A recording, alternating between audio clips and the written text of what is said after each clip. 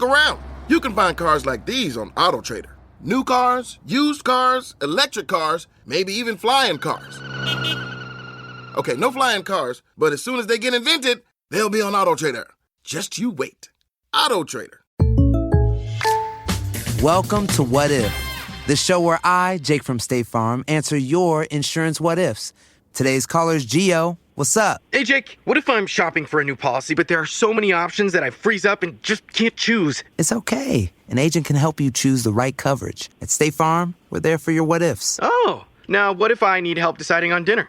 Tacos. Good idea. Like a good neighbor, State Farm is there. Call or go to statefarm.com for a quote today.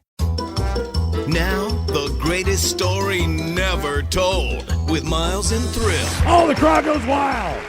We do this in front of a live audience. The hell with COVID. We go live. Live audiences all the time. Episode number 43. Crowd loves it. One of the few it's weird that audience gets a little smaller every week. Oh my God, it's Ryan Castle. They're dying off. Yeah. Ryan Castle, welcome to the greatest story never told podcast. A much bigger podcast than the one you do. That is a fact. That is true. And, people should know Miles and I had to fight with Castle and our other boss, Hair Club, for 3 years for them to let us do this. That's a true story. Yeah, we said, please, man, let us do this podcast. And you guys are like, no. Everything on this podcast is absolutely true so far. For 3 years. Who would want to listen to that? 3 years, so thank you. There's a live audience. Your guys' podcast is better than mine, which doesn't exist. You guys wanted to do this and weren't forced to do it. I mean, all of that is true. We're the fifth biggest podcast right now in the building, which is another big deal. Yeah, exactly. I'll have you know that this is the third largest podcast in the building, behind your other podcast, and then of course BJ and Mig's daily podcast. Oh, okay, all right. Which ain't bad. We're not doing that too ain't bad at all. No, it's not bad at all. Considering those other two are astronomically huge. And I know what you're thinking. If you're at home and you've been following along on the podcast, last week we had the Ted Smith on. This week we have Ryan Castle on. I mean, the guests just keep on coming. This is unbelievable. Episode 43. I see where I stand. Our producer is. It's like, what can we do now? Oh, call Ryan. Well, we're doing our top 100 countdown, so feel good. Yeah, exactly. So we. Cool. So Ryan, better than average. We would like to go back in time, as we do oftentimes on this podcast. And I want to say, was it like 10 years ago, or was it? It may have been around that long. The idea was this. Ryan Castle came to us and said, guys, there's this really cool thing going on, which that's always a 50-50 toss-up. But in this case, we agreed, and I guess it's cool to me. Ozzy Osbourne, guitar player extraordinaire Zakk Wyld, he's doing his Black Label Society thing. But the idea was he's going to do a national radio tour. So the idea, he's going to show up at different rock stations in each market. Yeah. He's going to sit in for the whole show, and he's just going to do the show with you. He's going to play some songs. Yeah. Let me tell you a little bit more about that. So it wasn't just radio. He was doing the point of him coming to town was to do an autograph session at El Corazon down the street. Yeah. And the radio portion was just to promote that. And rather than just popping in for an interview, I said, hey, here's a fun idea. Zakk's an entertaining guy. Why don't we just have him on the show that day as a member of the show? Yeah, and they all agreed to that.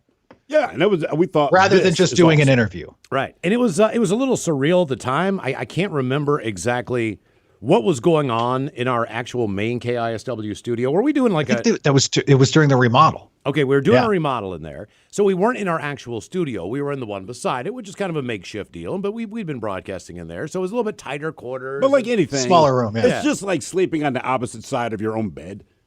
Nothing really changes. It's just everything isn't quite as comfortable, but it's like having to sleep in the guest bedroom. Sure. Now, what we don't know which I think we have all done. Which all of us have done probably on more than one occasion. So the record rep comes up and brings Zakk Wyld in, and we understand we're going to do the entire show with Zakk Wyld. This is a big deal. This is my pal Mark. I've known Mark for 20 years. And we should also add, but in the studio with us, in addition to Zakk himself, were two of his handlers. Two handlers. Just keep the two handlers in mind right. as they come into the store. So this day starts long before we ever get to the studio. So the show's supposed to start at 1 o'clock. I have him scheduled to get there. Or I'm sorry, show's supposed to start at 2 o'clock. I have him scheduled to get there at 1:30, just so we can sit down and kind of, here's how it works. Right. You know what I mean? Here are expectations, whatever. So dude shows, I get the phone call at like 1:55. 5 minutes before the show is supposed to start. Dude rolls up in a taxi, and I'm down there with Mark, and he pours out of the taxi. He does, and he's got a giant gym bag that you would take like if you were playing hockey for your hockey pads and you were a goalie. Right. This is a huge ass gym bag full of Long Hammer IPAs from Red Hook Brewing Company. And he's yelling, and he's loud. And Zakk's sober now. This was before Zakk got sober. Very much before.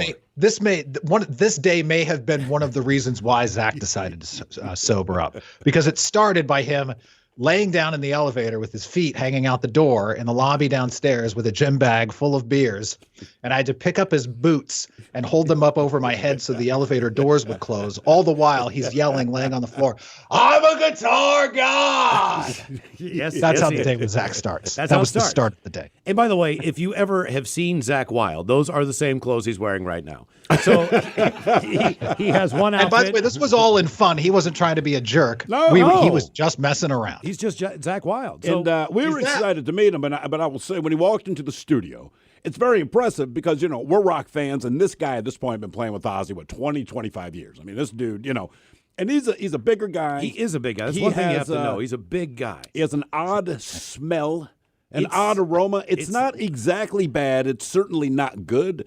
But your body, physiologically, your brain is constantly warning you. It's like leather. You might not want to hug this guy. Motor oil, feta cheese, and someone else's armpits. Right. I mean, it's lack of general personal hygiene. And you also have to remember this. Whatever you think of Zakk Wyld, he is one of the nicest guys in the world. Yeah. So whether he's sober, whether he's drunk, he is huggy. He is brother. You are under his dude. You're under his arm, and you realize that when he leaves, you've got his pit imprint on your shoulder. There was from moisture. Right. He puts Yeah. his arm around you, and you don't want to say anything but I can smell his armpit on my shoulder, and I'm not kidding. But again, we're in a small room, and we're going to do 4 hours. Yeah. Well, and not to get off subject, but it wasn't long after that Zakk came through playing with Ozzy, and Ted Smith and I were standing backstage at Key Arena, and Zakk is 10 feet away, and he looks at me and Ted, and he's got sunglasses on, and he goes, "I wear my sunglasses at night so I can see." And I go, "Zakk, did you just quote effing Corey Hart to me?" And he goes, "Raw!" And he comes running at me and picks me up and gives me this big bear hug and then puts me down and walks away again. And I just looked at Ted and I went, "Why am I wet?" Yeah, exactly. And that was also the show where he fell backwards and his guitar tech had to come and pick him up off of his back on He's stage. nuts. He is. And I want to say, too, that he was going to do 4 or 5 of these autograph type plays. I don't know if he's going to go to every radio station in every town, but they cut that tour short. Yeah, we were the end of the idea. Maybe there was 6 of those planned. But this was not. This is one of the rare occasions where things went sideways, but it wasn't our fault. All right. No. But Zakk comes in, and one of the things you need to understand, Zakk does not care that the FCC has rules. So you hit this dump button every 30, and he's not being mean. It's just how he talks. And again, as Zakk is going on, I just want you to remember, very quietly, very studiously, and very courteously, his 2 handlers just stand in the back of the studio. They do. They don't make any noise. They're not getting involved. Just making sure he's okay. Right. So yeah, these guys got in the elevator with us when I was holding his feet up so the doors would close. So they could handle. They were part of Zack's entourage. And they were very well behaved. So we're doing this thing. Very, very quiet, very cordial. Very, very cordial. But one of the things about Zakk, as you're doing an interview, and with Zakk, you don't really do an interview. You ask one question, and then he fills in the next 4 hours. Right? He's got no problem. But he is constantly cracking beer. And while we all drink beer, we're at work, so we can't drink at the pace that he's drinking. And he's already 3 sheets to the wind. Sure. But he cracks open your beer with a ring on his finger. A skull ring. He would just pull it out, cracks it open, then he would kiss the top of your beer before he gave it to you. These are pre-COVID days, but he's still not really the guy. Here you go, brother. Love you. God, it's already wet. It almost sounded like you were talking to Macho Man too. He was, but you go from so over the course of these, let's say the first 2 hours, Zakk is engaged as far as any questions we have about Ozzy, about Black Label Society. I don't talk about anything. Anything about it. Growing Talking up in New Jersey. Talking about the mayor, talking about the boss, talking about the boss is his wife. Sharon is Sharon. The mayor, I believe, was Sharon, and he pointed out. We said, "Look, you're not playing with Ozzy," and he said it's Sharon's call. And before we could say anything negative about Sharon Osbourne, he said, "Look, you need to understand. She likes me. She loves her husband. The problem is we are toxic twins. If we get together, we bring out the worst as far as drugs and booze go. And so Sharon basically approached him and said, like, Zakk, you can't be with my husband because you're going to get him killed. Right, or he's going It's to like, get you killed. you know, you have a friend that's like that too, I'm sure. And each think we of all your do. parents think the other is a bad influence. Yeah, exactly. Right. So we see that so Zack's great. He's happy. He's having a good time. He's telling all the stories, and then as this progresses, this begins the I'm drunk, I'm really emotional meltdown as far as the way a lot of people get when they've crossed the line. And now he's talking about his dad. He's talking about his family, how much he loves his wife, how much he loves everything. His bambinos. The ants on the ground, kids, the birds. I mean, I love it. And he starts bawling. You know what I mean? Like he starts. This is Zakk Wyld. He starts to cry because He's blubbering. He's so emotional. Like it's from the heart. He means it. He's not upset that something bad happened. He's just really pouring it all out there. But as he's far as his hammered. feelings. So Right. you can't console a drunk person who's now in the world of sad. I mean, it's like being a drifted sea of misery. I don't know how the hell this happened. I don't know where we got this. They might have brought it in. I don't remember. But either way, at some point in time, and he has not played guitar on the show or anything like that. We're just doing an interview. He determined. Yeah, I don't even know that playing was part of the original plan. No, it was not, but he demanded because he had a new song or something like Right. this that was written on piano. Right. And we had a piano. We had a keyboard in a studio right behind that. So about 3 hours into this, he has 3 sheets to the wind. He's going to go down there. And I think We're all a little drunk at this point, to be fair. And I think Because he kept feeding us kissed beer. I think he Yeah, kind of it was tough for all of us to say no, I'm sure. I think he kind of forgot that he was in the radio station when he sits down at this piano. I don't think he I cared. went around and looked in at him, and I swear to God, you'd think it was just Greg Allman sitting there playing. He can play. He played his ass off. He can play, but now it's getting emotional. I mean, this piano is really now. And there are tears streaming down his face. I mean, he's crying, and whatever the song is, and we're just like, oh my God, this is live on the air. Like we're like, Zakk, you're on. Zakk, you're on. It takes him like 30 seconds. We're not just in the studio. This is live. Yeah, this is live on the air. Right. You got to go right now. Yeah, none of this is pre-recorded. And we're just and all we could think of, and Steve and I have done many shows together that have sometimes gone off the rails, but all we could think about was like, this is nothing. And since that point in time, nothing has ever been that off the rails on this radio show. It was so off the rails. Like I don't even know that any of us could figure out how to we're at that point. Yeah. Like, do you interrupt him? Do you stop him? Because we didn't do know you just say thank you? Yeah, we didn't know if he was going to sing on this thing. He's just playing. I mean, now we're like 7 minutes deep into an Elton John like solo. But like you he's know, playing with no and vocals, crying like a weird Broadway thing. You know what I mean? Like, and then he stops. He just stops. And I don't know if it was Mark or you, Ryan, or somebody said, "Look, it's over. Let's just wrap this up." Oh wait. You left out the best part. What's that? Because he messed up the song a few times, and then finally he goes, "What do you want to play this song?" And he goes, "Gong, gong, gong, gong, gong." Oh yeah.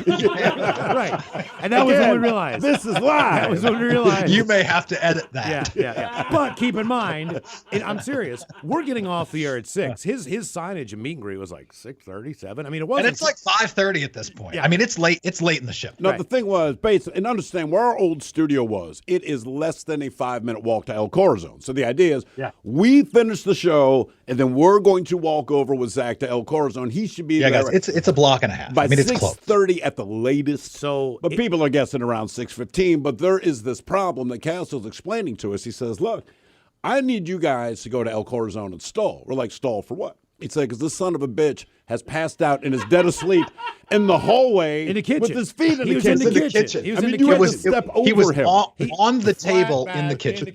Right. Completely with the door gone. closed. And you couldn't get, like, I don't know if he locked it or But whatever. keep in mind, our show was done. He's supposed to be going to El Corazon. Okay. So Castle's agreed that he will be part of the team to try to wake him up. Uh-huh.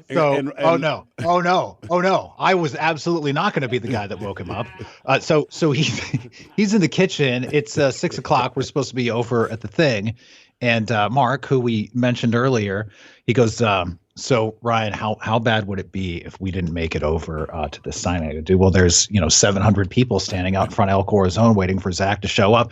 It would be bad, and we've been telling them all day, Hey, they've been as soon listening as to we're this done, in anticipation." And so Mark looks at me and he goes, "Okay, go in there and wake him up." After you go in there and wake him up. I'm not going in there. There's no way in hell I'm poking that bear while he sleeps. Right. Exactly. Well, Okay. keep in mind now. That's your job. Now the That's show- why you're here. But That's keep what in mind, you do. That was your career choice, not mine. I make funny on the radio. You wake up Zakk Wyld. We're now looking at the two handlers. And we're like, hey, what? Because can the show's can you guys help us out? Now, this is before we've left the studio going to go to Elko, but like, look, we have hit a moment where we understand what's going on. Guys, can you help get them up? And this is when we found the two handlers. They're not handlers. No. They're two fans of Zakk Wyld. We're standing outside waiting for Zakk Wyld to come in, and he's like, come on in, brothers. But, they got their BLS stuff on and everything. You know, like they got their Aussie shirts and they were on real shit. apologetic. I mean, they're saying, like, guys, we're sorry. And I looked at them, I said, dude, that's the most well-played. Because you guys were cool. Just stood there you like were bodyguards. But they see that they're the only two people that saw this whole goddamn thing go down. Yeah. And they have nothing to do with nothing. this. And now they're willing to help. The drama and chaos when Zakk showed up and they got on the elevator, no one thought to ask any questions. They and stood they just in the wrote it all studio day. for 4 hours. It Like didn't I say a said, word. they didn't do anything. They weren't even with him. Okay, so somehow I think Just a couple of dudes, and they stood in the back of the room and played it cool all day. it was awesome. It was absolutely. I awesome. love those guys. I do too. So I think Steve and I and Ted, maybe we took off and we went down to El Corazon. We did. Because we kept lying. Because I remember I kept texting Castle, like, what the is going on? And he's like, look, man, we're trying to get this dude up. Yeah. So we kept lying, like, hey, Zack's running a do- little late, but we couldn't say, hey, he's dead asleep at the studio. So we're saying, like, well, he's doing a few We're on things. rock and roll time. We're just on rock and roll But time. as soon as we say this, they all appear. Castle shows up, Zakk shows up, Mark shows up, the two handlers show up, Yeah. the two guys standing in the back. These dudes had the He's greatest there. day of their life. And So the point of this whole thing was for him to do an autograph signing. And so it's not like people are just milling about. Like, there is a line of people wrapped around the building, all ending at a table up on the elevated area in the showroom at El Corazon, where Zakk is supposed to sit down and he's going to sign stuff for people. That's the whole point of the entire day. But that And so didn't happen. he finally shows up. What's that? But that didn't happen. That's not the way it went. It actually got better. No, he did. He sat down for about 45 seconds. I think he signed about 7 things. And then after the signing, there was supposed to be a local band was going to play just to keep people in the club and, just for entertainment or whatever. And so Zakk decides he's going to get on stage instead. Now, keep in mind, no one anticipates this. He looks at this band and goes, let me use one of your fucking guitars. Right? Yeah. And the kid's like, hell yeah. Yeah, man. Do you guys know whatever song? And, dude, I'm telling you, this dude shredded for hours. He's inviting people from the audience to come up and sing. You wouldn't even know that he had anything to drink before he got up there. I know. It was like a different day. He went from asleep on the table in our kitchen to shredding with some people he pulled up out of the audience and putting on one of the best shows ever and one of the most memorable experiences any of these people have ever had in a matter of 24 minutes. It was unbelievable. and seriously, like I remember, I think Jen Richards was either up there singing. We didn't know she could sing. We work with her. Richards went up there. Yeah. It was he just kept pulling people up like, hey, you know how to do a whole lot of love? And then they'd shred into a whole lot of love. He would just crush it. He played forever. And anyone who was there, all of them were Zakk Wyld fans. They were there to get something signed by him. I don't know that he signed more than like 2 things, but what they got was several hours of Zakk on stage in a club just shredding Led Zeppelin and Black Sabbath. They got a free show in a private club with Zakk Wyld. And that was not scheduled. So guess what? No one said, oh, I didn't get an autograph. They're all just standing there with their mouth open like, this is unbelievable. And we're just sitting You there want to talk going about from worst to first. That night went from worst to first. It really did, man. Ryan Castle, thank you for joining our podcast. We hope to have you back for stories about Chicago and other things later on down the road. Man. But we got to just take these one at a time so people don't think we're nuts. I still have. Exactly. Thank you so much. There you go, episode number 43 of the Greatest Story Never Told podcast. Ryan Castle, thank you. You've been listening to The Greatest Story Never Told with Miles and Thrill on radio.com. Oh, man! A Double Flush production.